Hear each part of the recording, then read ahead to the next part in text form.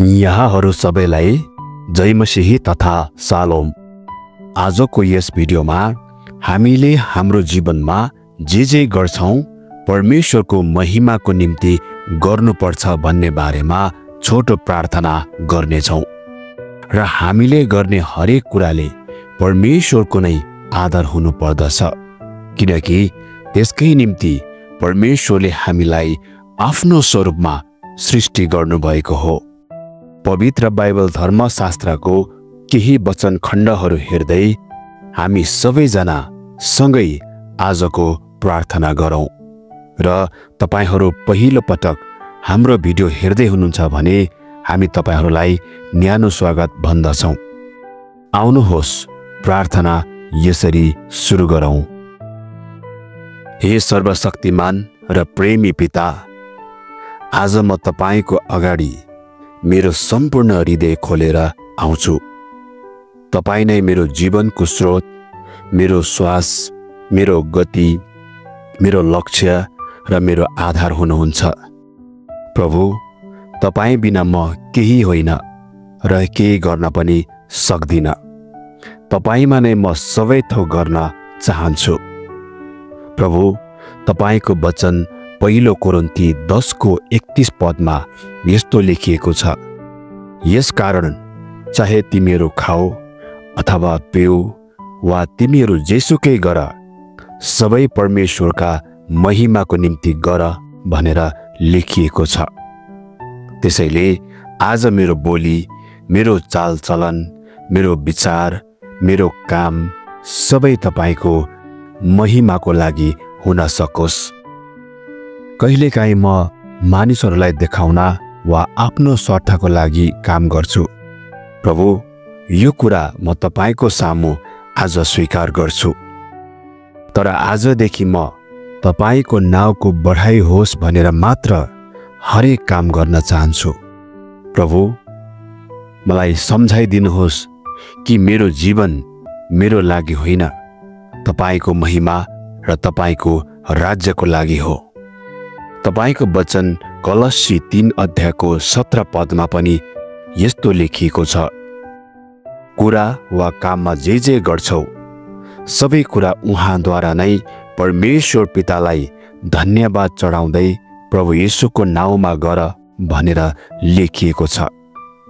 हे येशू, मेरो बोलीमा तपाईको प्रेम झल्कोस्, मेरो मुखले अरूलाई नतोडोस्, बरु प्रोत्साहन, आशा र आशीर्वादका शब्दहरू निक्लोस्। मेरो हरेक काम तपाईको आत्माले प्रेरित होस्, जसले मानिसहरूलाई तपाई नजिक ल्याओस्। प्रभु, तपाईले कलस्सी 3:23 पदमा भन्नुभएको छ, तिमीहरू जे गर्छौ दिलो ज्यानले गर्ने गर, मानिसको होइन तर प्रभुको सेवा गरे जस्तै। त्यसैले आज म काम गर्दा, सेवा गर्दा, पढ्दा वा परिवारसँगै बस्दा पनि तपाईलाई सेवा पुग्ने तरिकाले काम गर्न दिनुहोस्। मानिसहरूले प्रशंसा गरोस् वा नगरोस्, मलाई फरक नपरोस्, बरु तपाई मात्र प्रसन्न हुनुहुन्छ कि हुनुहुन्न भन्ने बारेमा मेरो हृदयको चाहना होस्।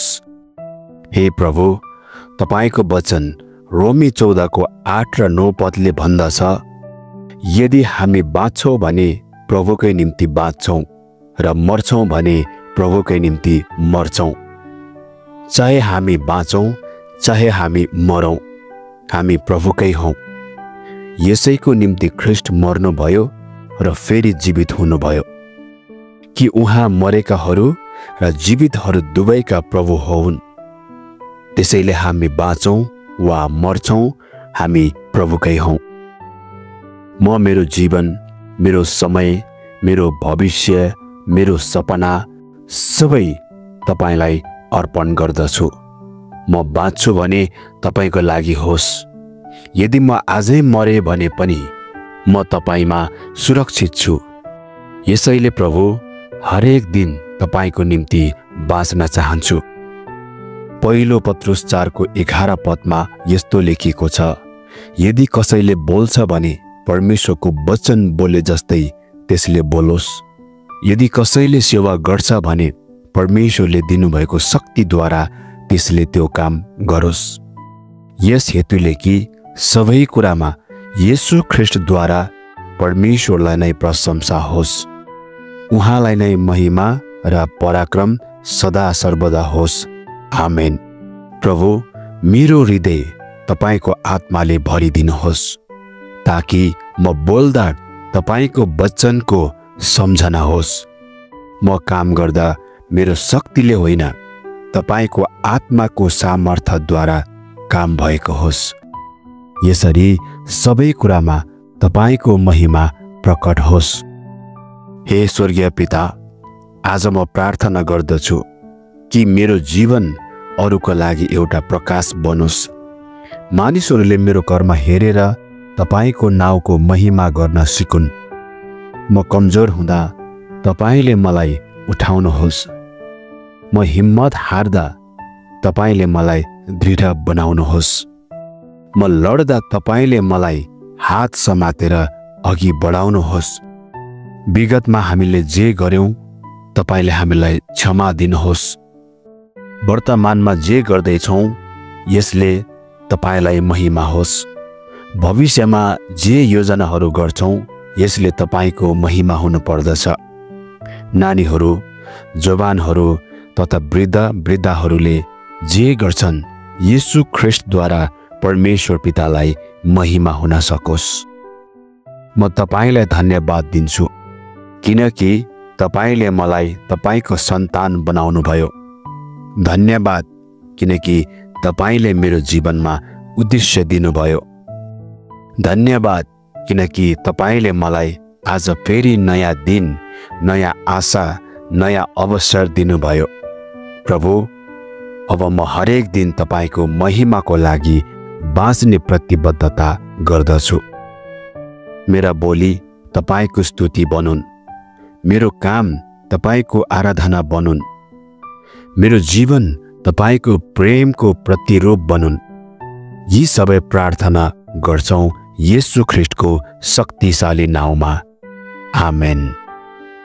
तपाईहरूलाई आजको हाम्रो भिडियो कस्तो लाग्यो? यदि आशिषमय महसुस भयो भने कमेन्टमा आमेन लेख्न नभुल्नुहोला। स्वर्ग र पृथ्वीको सृष्टिकर्ता परमेश्वरले यहाँहरू सबैलाई आशिष दिनुभएको होस्। आमेन।